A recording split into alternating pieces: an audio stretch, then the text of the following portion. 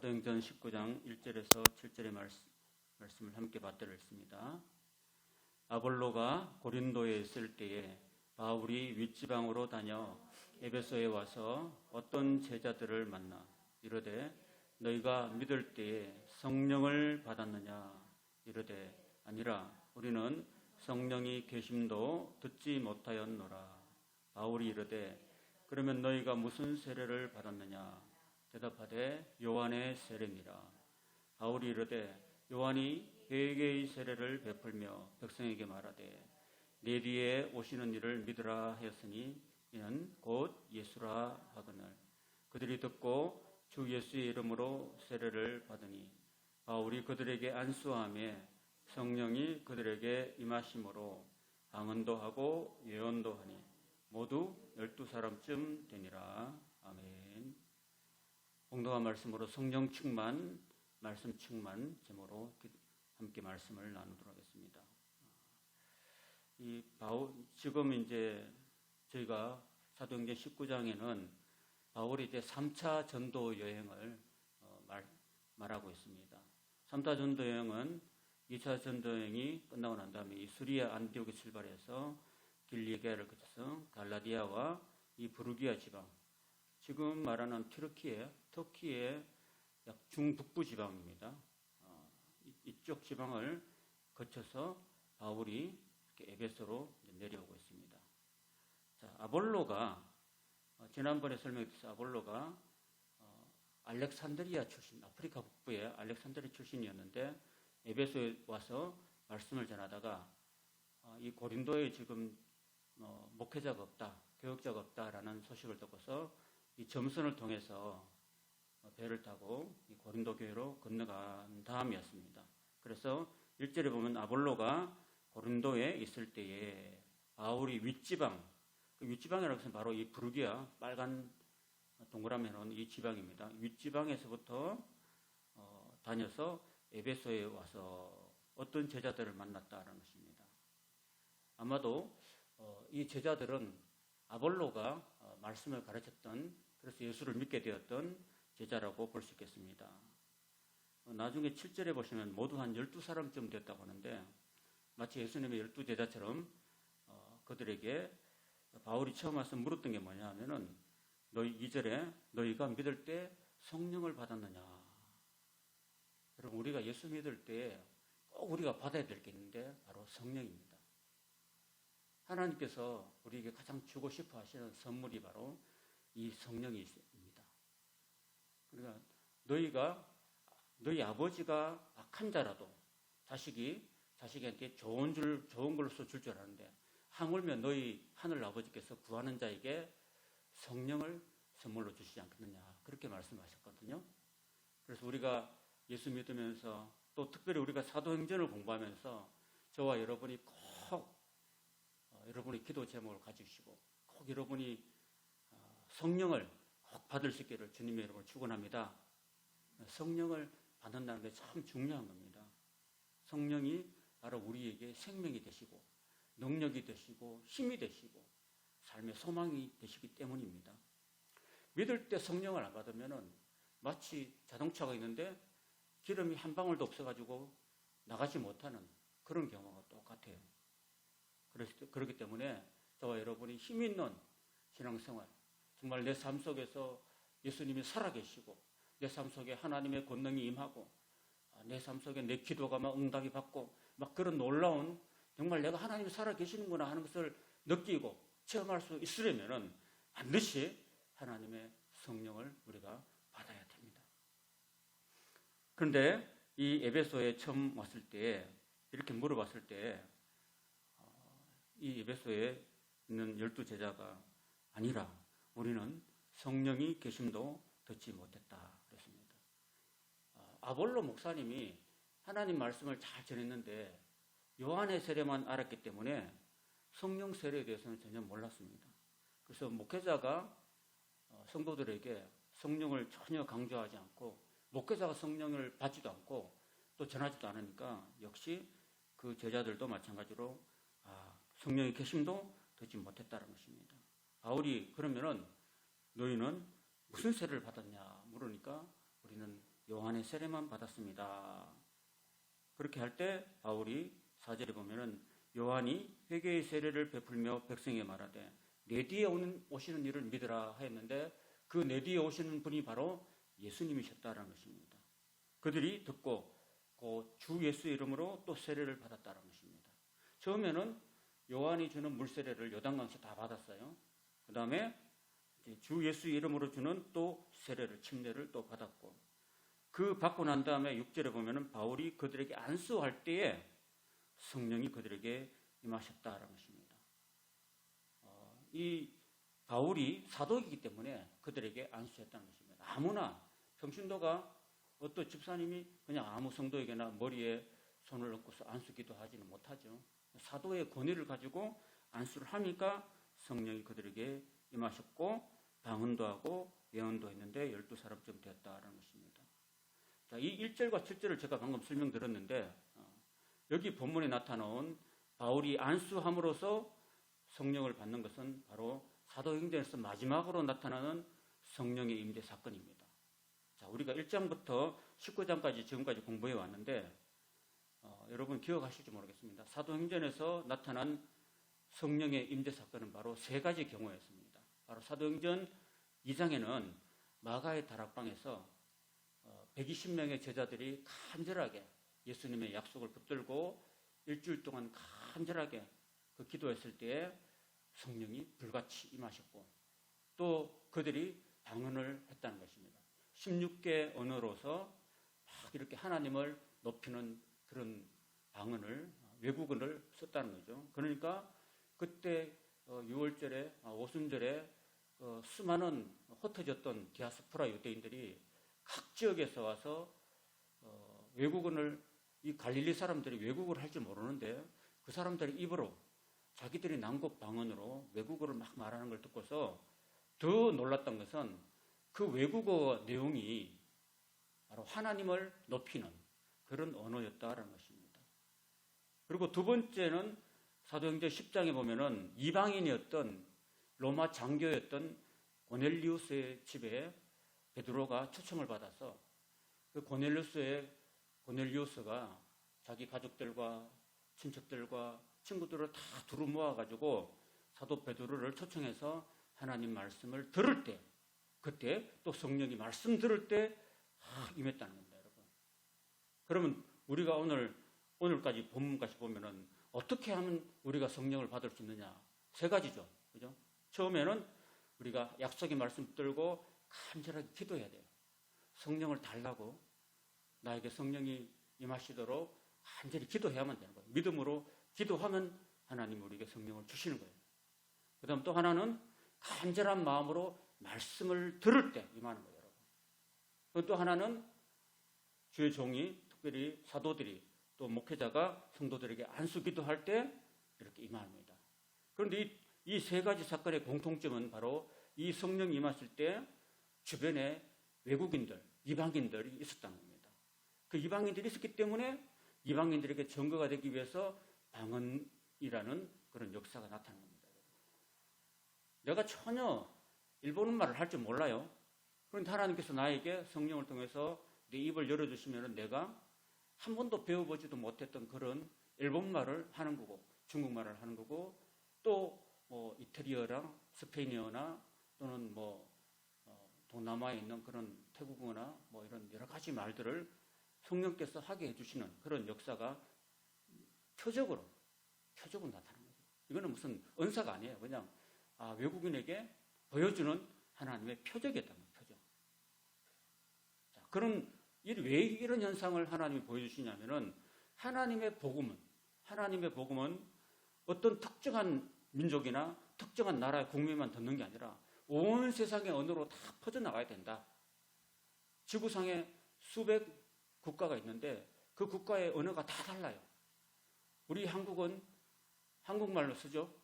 일본은 바다 건너 일본은 일본말로 쓰잖아요. 그리고 또 중국이 또 다른 말을 쓰고 있고 온 세상 각 나라마다 쓰는 언어가 다 다르니까 이 복음이 온 세상 언어로 전파되기 위해서는 하나님께서 이런 놀라운 표적을 보여주신다라는 것입니다. 결국은 이런 방언의 역사는 하나님의 복음이 온 세상 땅끝까지 모든 민족, 모든 그런 족속들에게 다 전파되어야 된다라는 그런 의미를 담고 있는 것입니다. 사랑하는 여러분, 지금 요즘 교회 가보면요, 새벽 기도나 또는 금요 철학 기도나 가보면은 또는 기도원의 큰 교회 가보면은 막 왈왈왈왈거립니다. 그거는 방언이 아니에요. 그 뜻도 의미도 없는, 아무 알 수도 없는 그런 이상한 그런 소리들은 우리 장로교회 창시했던 존 칼빈은 어떻게 말했냐면은 그 웨스트민스터 신앙 고백서에서 그런 것들은 하나님을 경멸한 언어라고 이야기합니다. 그런 말을 우리가 쓰면 안 되는 거죠, 사실은.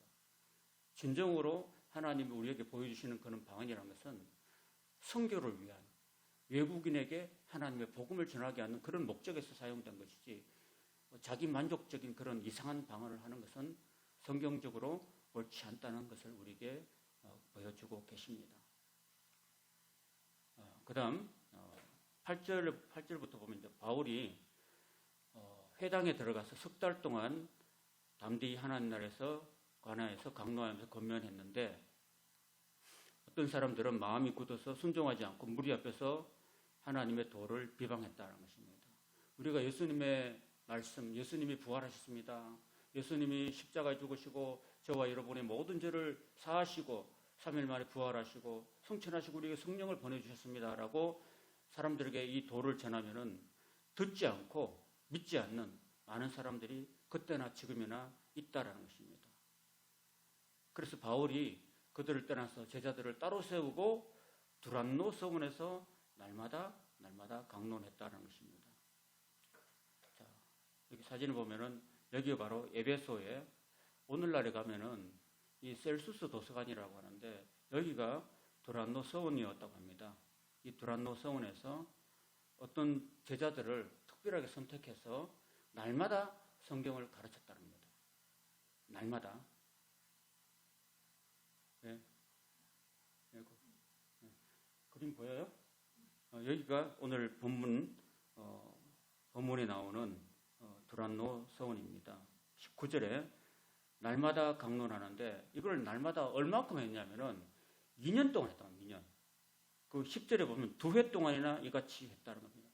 날마다 성경을 강론하고 하나님 말씀을 전하고 해서 날마다 했는데 2년이나 했다는 겁니다. 엄청나게 많이 했죠. 그렇게 매일 2년 동안 하나님 말씀을 강론한 결과 어떤 결과가 나타났냐? 11절부터 19절까지 등장하는데 자 보십시오. 2회 동안 이같이 하니 아시아에 사는 자는 여기서 말하는 아시아는 에베소예요. 에베소. 아시아에 사는 자는 유대인이나 헬라인이나 다 주의 말씀을 들었다고 합니다. 여러분 우리 교회에서 주일마다 한번 예배 드리죠. 그죠? 그리고 수요일 날 한번 이렇게 드리고 일주일에 한 2-3번 정도 예배를 드려요. 자, 이렇게 해서 과연 우리가 성경 66권 전체를 언제쯤이면 다 공부할 수 있을까요? 계산을 해보면요. 한 4-5년 걸려요. 4-5년. 이렇게 하면은. 성경은 신구약 66권이고 총 한 3만 구절이 돼요. 그리고 1159장입니다. 구약이 39권이고 신약이 27권이에요. 이거를 주일마다 1시간씩 공부해가지고는 한 4-5년 넘게 걸려요. 그러면 성도들이 명 짧은 사람들은 어떻게 보면 성경을 다 듣지도 못하고 죽을 수도 있어요. 그러니까 아마도 이 2해 동안 날마다 성경을 공부했다라는 것은요. 특별한 사람을 골라서 이런 사람들은 아마 최초의 성경학교가 아닐까. 성경학교. 말씀에 갈급함이 있고 말씀에 사모함이 있고 말씀을 배워야 되겠다라는 그런 간절한 의지를 가졌던 그런 사람들을 따로 세워가지고 이렇게 특별한 기간 동안에 2년 동안 했다라는 것은 최초의 신학교고 최초의 성경학교라고 생각이 돼요. 뿐만 아니라 이 2해 동안 이렇게 했는데 누가 들었냐? 누가 그 말씀을 들었냐면 바로 유대인이나 헬라인이 다 주의 말씀을 들었다고 그랬습니다. 그러면 이건 특별한 사람이 아니라 유대인이나 이방인이나 누구든지 다 들을 수 있었다는 거예요. 그래서 바울이 이 에베소에서 2년 동안 그렇게 날마다 날이면 날마다 하나님 말씀을 전하는 거예요. 날이면 날마다. 그러니까 매일 쓰는 장이에요. 5일장이 아니고. 매일 쓰는 장에 하루 종일 하나님 말씀을 팔았던 거죠. 그러니까 뭐 모든 유대인이나 헬라인이 다 아시아에 에베소에 사는 사람들은 다 주의 말씀을 다 들어본 거야. 자, 그럼 어떻게 이 말씀을 이제 이때 전했던 말씀은 구약 성경 전체와 사도 바울이 알고 있던 예수님에 관한 것들, 그리고 부활에 관한 것들, 그리고 성령에 관한 이런 이야기를 했던 거죠. 이런 얘기를 정말 줄기차게 2년 동안 했다는 겁니다. 자, 그렇게 한 결과 하나님께서 바울의 손으로 놀라운 능력을 행하게 하셨다는 겁니다. 바울의 손으로. 여러분, 그 놀라운 능력이 어떤 능력이었을까요? 자, 12절에 보면 심지어 사람들이 바울의 몸에서 손수건이나 앞치마를 가져다가 병든 사람에게 얹으면은 그 병이 떠나고 악기도 나가는 역사가 나타납니다. 여러분, 이게 무슨 현대의학이나 또는 정신의학이나 심리학의 힘이 아니라 하나님의 말씀이 많은 사람들에게 지속적으로 착 전달되니까 그 하나님께서 바울의 손으로 이런 놀라운 능력을 행했다는 것입니다, 여러분. 좋은 의사가 있어서 병을 고친 게 아니라 어떤 놀라운 마술사가 있어서 악기를 내보낸 게 아니라 하나님의 말씀이 이렇게 교회에서 하나님 그 교회에서 막 전파되고 하니까 놀라운 능력이 나타났다는 것입니다, 여러분. 제가 신학교 다니면서부터 에스라 성경 강좌를 들었거든요. 우리 교회 올라오면 왼쪽에 보면은 그게 화분 있고 이쪽은 무슨 에스라 성경 강좌라고 적어놓은 그런 게 있어요. 그거 보면은 제가 워낙 그 신학대학원 다닐 때, 장로 신학대학원 다닐 때 너무 말씀이 갈급해가지고 그 4박 5일 동안 일주일 내내 이렇게 새벽 5시부터 밤 11시까지 밥 먹는 시간 아침 30분, 점심 30분, 저녁 30분 이 밥 먹는 시간 빼고 그리고 잠자는 시간 빼고는 창세기부터 요한계시록까지 계속해서 말씀을 듣고 말씀을 읽고 말씀 듣고 하는 그 훈련을 수십 번 받아왔어요. 그래서 지리산에 있는 그 에스라 하우스에 가가지고 그 에스라 성경 강좌를 그렇게 받았는데 저는 그걸 내가 무슨 병자가 아니라서 모르는데 거기에 말씀을 들어오는 사람들이요 허리가 아파가지고 4박 5일 동안 여러분 디스크 환자가 왔는데 그냥 이렇게 바닥에 앉을 수 없어가지고 그때는요 이런 의자가 없었고 한 수백 평 되는 큰 홀에 사람들이 거의 800명 모이는 그런 상황인데 무슨 뭐 아무것도 없어요. 뭐 책상도 없고 의자도 없고 아무것도 없었어요.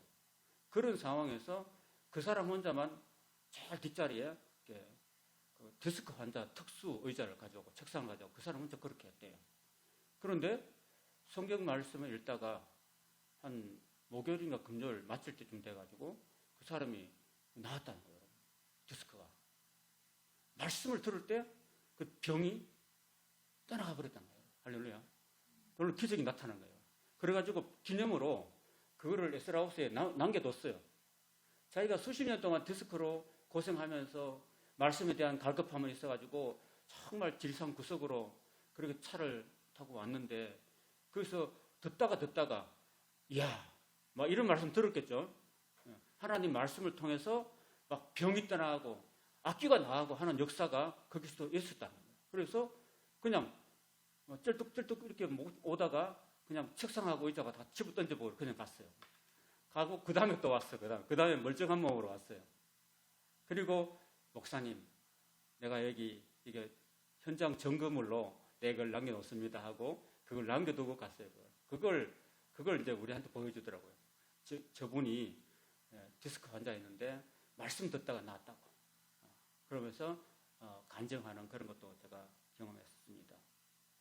여러분 우리가 뭐 특별한 뭐 무슨 의술이나 무슨 특별한 어떤 능력이 아니라 하나님의 말씀이 교회에서 막 흥황해져 가면요 계속해서 날마다 성경을 공부하고 날마다 하나님 말씀 듣고 그 말씀 속에서 살면은 여러분 우리 가운데 놀라운 하나님 역사 일어난다니까요. 그 말씀이 살아있는 말씀이기 때문에 그런 거예요. 여러분 말씀이요 우리가 요한복음 안 하고 왔거든요. 마태복음, 마가복음, 누가복음만 하고 요한복음은 나중에 지어졌기 때문에 복음서 한 점 떼고 우리가 사도행전을 왔거든요. 근데 요한복음이 좀 어렵긴 한데 요한복음은 처음에 딱 보면요. 여러분 지금 살펴보면 안 되는데 태초에 말씀이 계시니라 이렇게 나와 있어요. 태초에 말씀이 계시니라. 이 말씀이 하나님과 함께 계셨으니 이 말씀이 곧 하나님이라 이렇게 되어 있거든요. 그 말씀이 뭐냐? 말씀이 곧 하나님이라는 거예요, 여러분. 이 말씀이요, 하나님이요. 전 하나님께서 태초에 빛이 있으라 말씀하시니까 빛이 있었고, 묻이 있으라 하니까 묻이 있었고, 짐승이 있으라 하니까 짐승이 있었고, 하나님께서 말씀으로 천지를 창조하셨던 거예요, 여러분. 그러니까 이 말씀이라는 건요, 이 성경 말씀 자체가 곧 하나님이라는 거예요, 하나님. 이 말씀이 살아있는 말씀이 되고 이 말씀이 내 삶 속에서 끊임없이 듣고 읽고 묵상하고 하는 중에 이 말씀이 내게 믿음이 되고 이 말씀이 내게 능력이 되고 이 말씀이 내게 구원이 되는 거예요. 그리고 이 말씀 속에서 내가 말씀이 충만하면요, 내 속에서요 모든 질병도 내 몸에서 떠나가고 나를 괴롭히는 모든 더러운 악령들도 악귀들도 내게서 나가게 되는 그런 역사가 나타나는 거예요. 그리고 저와 여러분 날마다 같이 여러분 직장 다녀야 되고 또 일해야 되고 돈 벌고 먹고 살아야 되니까 날마다 같이 못해도 예배는 꼭 참석할 수 있길 바랍니다. 그리고 뭐 버스 타고 왔다 갔다 할 때나 또는 집에 있을 때도 여러분 요즘에는 핸드폰에 무슨 성경 어플이 많잖아요. 그런 걸 들으세요. 귀가 아프지 않을 만큼만 들으십시오. 계속 말씀. 저도 지금 신약 성경을 이번 주에도 한번 읽었어요. 월, 화, 수 지나면서 그냥 요즘은 유튜브에 보면은 성경이 그냥 나 있잖아요. 2배속으로 돌리면은요, 뭐 열심히 하면 하루 만에도 신약 성경 다 읽어요. 지금 이제 구약을 저도 읽는데 창세기, 출애굽기, 레위기, 민수기, 신명기, 여호수아, 사사기, 룻기, 사무엘상, 사무엘하 중간까지 제가 읽었어요. 지금 월요일부터 지금 사이에, 수요일 사이에. 그 말씀을 듣다 보면요, 이야 이런 일이 있었구나. 성경에 놀라운 일이 있었구나. 야, 아간이라는 사람이 하나님의 물건을 재물을 욕심내다가 정말 이스라엘 나라를 패망으로 이끌고 갔구나. 야, 정말 죄를 지어서는 안 됐구나. 이런 생각들이 나한테 막 스며들어와요. 그래서 하나님, 제가 죄 짓지 않고 살게 해주십시오. 하나님 앞에 죄 지으면은 정말 무서운 하나님의 심판이 있을 줄 믿습니다. 그리고 욕심 부리지 말게 해주시오. 이런 게 막 내 스스로 기도가 돼요. 말씀을 읽으면서. 그래야 한 절 읽어놓고 또 묵상하고 잠자고 이러면 안 돼요. 죽을 때까지 못 읽어요. 그러니까 열심히 이 사도 바울이 에베소에서 했던 가장 위대한 사역은 바로 하나님의 말씀을 날마다 2년 동안 사람들에게 가르쳤다는 겁니다. 그 가르침을 통해서 이런 놀라운 역사가 나타났다는 거예요. 자, 그러면은 놀라운 역사가 나타나는 반면에 어떤 역사가 또 일어나냐면 또 가짜들이 또 많이 설칩니다. 가짜들이. 진짜가 있는 곳에 가짜가 많이 설치죠. 13절에 보면 이제 또 돌아다니며 마술하는 어떤 유대인들이 시험삼아 악기 들린 자들에게 주 예수의 이름 불러서 말하되 내가 바울이 전파하는 예수로 해서 너에게 명하노라. 이렇게 가짜로 막 이렇게 하는 짝퉁이 있어요. 또 유대의 한 제사장 스게와의 일곱 아들도 이 일을 행하더니 악기가 대답하여 이르되 내가 예수도 알고 바울도 알고니까 너는 누구냐 하면서 악기 들린 사람이 그에게 뛰어올라서 눌러 이겼다는 것입니다. 그들이 상하여서 벗은 몸으로 그 집에서 도망하는 그런 끔찍한 역사들을 나타낸 겁니다. 여러분, 하나님의 놀라운 역사가 있는 반면에 마귀도 또 함께 활동을 한다는 걸 아셔야 돼요. 구약 성경 제가 어저께 출애굽기를 읽었다 보니까 출애굽기 그 8장 16절 19절에 보면요, 하나님께서 이스라엘 백성들을 430년 동안 애굽에서 종살이 했던 그 백성들을 이제 약속의 땅 가나안으로 이끌기 전에 빨리 안 나오니까 하나님께서 그 이집트 바로에게 10가지 재앙을 내려요. 10가지 재앙을 내는데 첫 번째 재앙이 뭐냐면은 그 애굽의 나일강을 피로 만들어버려요. 피로. 그리고 사람들이 강물이 핏물이 돼버리니까 물을 먹지 못하니까 막 사람이 막 죽을 지경이잖아요. 그러니까 그 이집트에 있던 마술사도 그걸 따라한다니까요. 두 번째는 개구리가 막 온 천지에 올라와요. 개구리가 온 천지에 올라오니까 이집트에 있던 마술사들도 또 따라하는 거예요. 두 번째까지 따라했어요. 근데 세 번째는 이런 보세요. 저 그림 그리는데 이가 막 온 천지에 들어가지고 막 하나님 믿지 않는 백성들에게 막 이가 막 이 아세요? 옛날에 우리 이 같은 머리 막 났잖아요. 그죠? 지금은 거의 없죠. 지금 가끔 뭐 아이들한테 뭐 발생하기도 하는데 옛날에는 막 이를 막 달고 살았잖아요. 그 이가 막 온 백성들에게 막 와가지고 괴로워 죽겠는데 그것부터는 그 이집트의 마술사를 못 따라했어요. 못 따라했습니다. 그 다음에 파리가 막 생기고 악질이 생기고 독종이 생기고 우박이 생기고 메뚜기 그리고 흑암이 생기고 장자가 죽는 이런 역사들은 이집트의 마술사들이 못 따라했어요. 그러면서 어떻게 고백했냐면은 보세요. 출애굽기 8장 18절 때 보면은 요술살도 자기 요술도 그가 칭하여 이를 생기게 하려 하였으나 못하였고 이가 사람과 같이 생겼다. 요술사가 바로에게 말하되 이는 하나님의 권능이다 하였으나 바로의 마음이 완악하게 되어서 그들을 듣지 아니했으니 여호와의 말씀과 같았다라는 그런 기록을 하고 있어요. 그러니까 사도 바울이 말씀에 막 능력이 차가지고 막 희한한 능력을 행할 때 가짜들 있잖아요. 가짜 마법사들이 또 나타나가지고 하다가 안 됐던 거예요. 그런 역사들도 구약이나 신약이나 똑같이 있는 거예요. 그리고 지금도 있는 거예요. 지금도. 자, 이런 하나님의 말씀의 역사가 일어나니까 에베소에 사는 유대인과 헬라인들이 다 이리를 알고 두려워하면서 주 예수의 이름을 높이는 일이 있었던 것입니다. 그리고 믿은 사람들이 많이 와서 자복하여 행한 일을 알렸다 그랬습니다. 여기 제가 줄을 쳐놨죠. 자복하여 행한 일을 알렸다. 자복이라는 말은 뭐냐 하면은 자기의 죄를 공중 앞에서 그 회중들 앞에서 내가 이런 잘못을 했습니다라고 고백하는 거예요. 자, 이게 쉬울까요? 어려울까요? 내 죄를 카톨릭에 가면은 고해실에 가가지고 신부님 앞에서 내가 1대1로 신부님 얼굴도 안 보이죠. 나도 얼굴도 몰라. 그래서 서로가 이렇게 칸막이를 안 보이는 칸막이를 쳐놓고 신부님 저는 아무개 누구입니다. 제가 이런 일을 잘못을 저질렀습니다. 제가 신부님께 고백합니다. 하면 신부님이 내가 성부와 성자와 성령의 이름으로 내 죄를 사한다. 신부가 사할 수 있는 그런 권한은 없어요. 이 죄를 사하는 것은 하나님만 사하지 신부가 사할 수는 없는 거죠. 그러면서 하는 말이 당신은 이런 경범죄를 저질렀으니까 주기도문을 100번 외우시오. 뭐 이런 벌을 내야 된다든지 아니면 사회복지시설에 가가지고 봉사하십시오. 이런 또 벌도 내리고 또 당신은 이런 교회를 위해서 뭐 봉사를 하십시오. 이런 여러 가지 글을 내려요. 그렇다고 해서 그 죄가 사해지는 것은 아닙니다. 여러분. 우리가 인간이 지은 죄는 인간이 사할 수 없습니다. 오직 하나님만이 사할 수 있는 거예요. 바로 우리가 하나님 앞에 죄를 자복할 때. 여러분 죄를 자복하면 공중 앞에서 내가 어떤 죄를 자복하면 다시 그 일을 행할 수가 없거든요. 너무나 부끄럽기 때문에.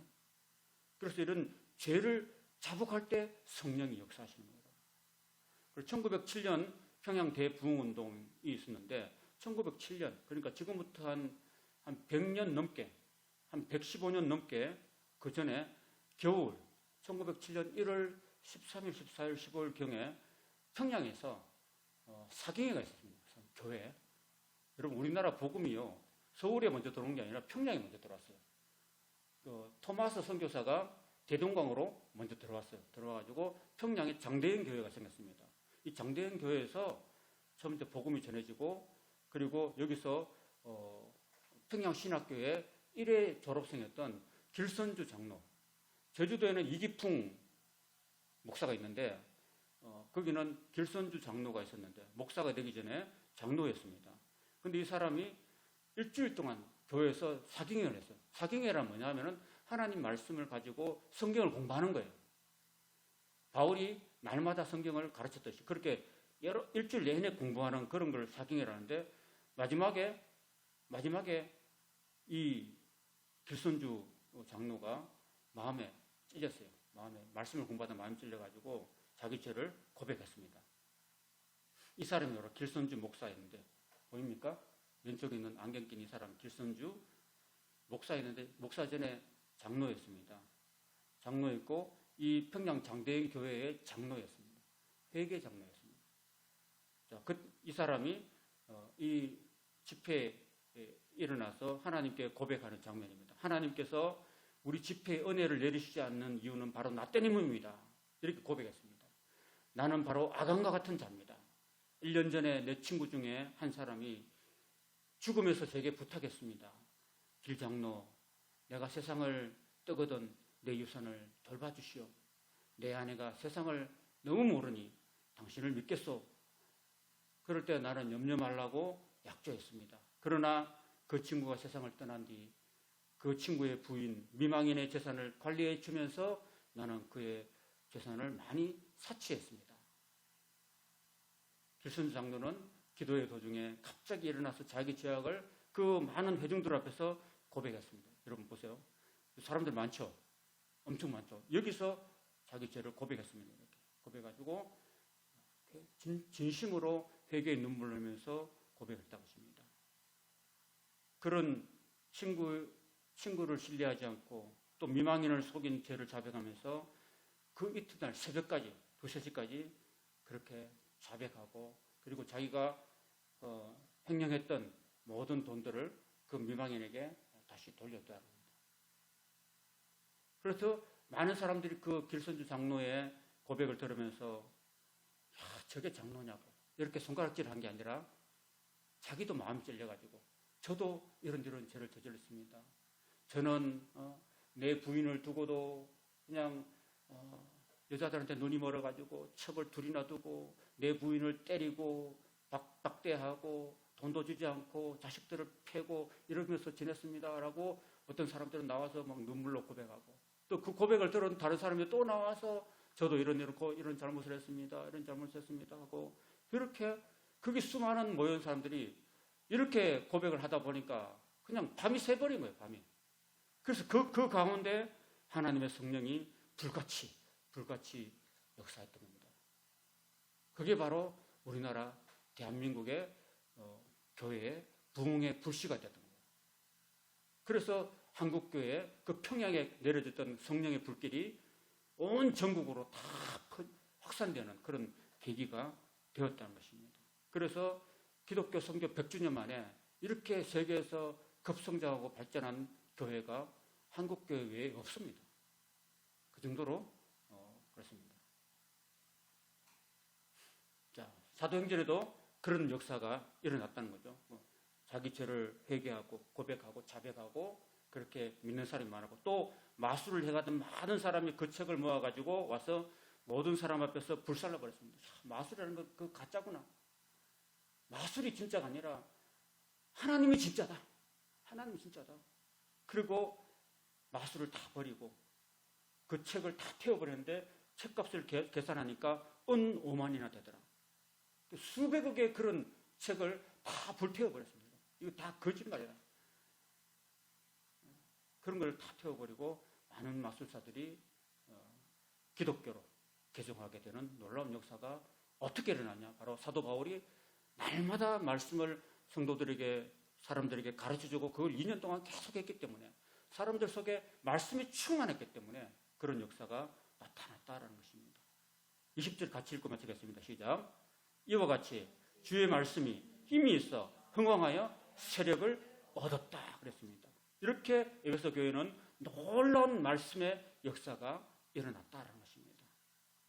자, 오늘 여기서 말씀 마치고요. 이제 이렇게 에베소 교회는 말씀의 역사가 나타나고 기적이 나타나고 병이 떠나고 악기가 떠나고 많은 사람들이 하나님께 돌아오는 그런 부흥의 역사가 일어나는 반면에 마침내 고린도 교회는 아볼로가 가 있는데 정말 끔찍한 문제가 10가지나 발생했다는 것입니다.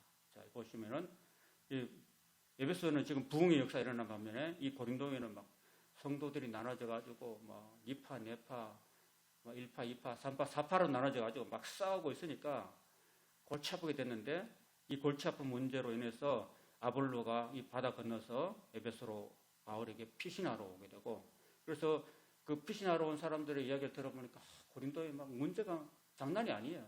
그래서 이 에베소에서 바울이 이 고린도를 향해서 편지를 쓴 것이 바로 고린도 전서입니다.